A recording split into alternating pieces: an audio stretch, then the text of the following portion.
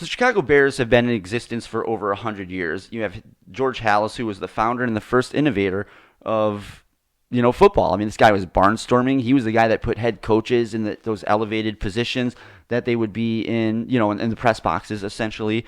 By the 50s, he was overseeing a successful team, that has won multiple NFL championships. He was the first owner to have his teams broadcasted on the radio.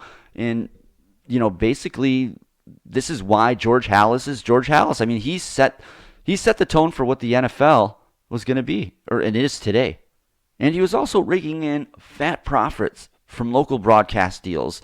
I believe they were on the radio for a while, and he must have been doing local broadcast deals with TV as well. Even so, making them one of the most profitable teams in the NFL. Now, at the time, as all this was going on, you had teams that would be failing left and right.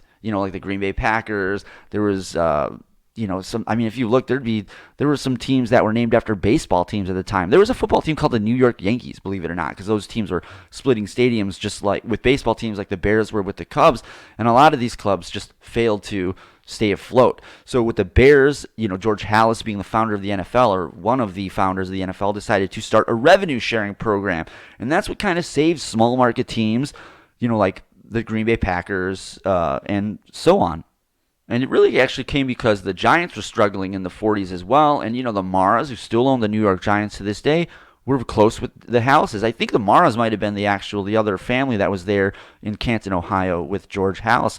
So Halas came up with this revenue sharing program that's basically saved the Giants, saved the teams like the Packers. I mean, this is exactly why the Packers still exist, is because of George Halas. And then there's also another true irony to the revenue sharing program. It is also still why the Bears family runs the Bears. I mean, think about it. If you own something that prints $250 million a year, I mean, why are you going to innovate? Why are you going to get better? No matter what you do, good, bad, or ugly, you get paid $250 million. But we'll get into that in a little bit.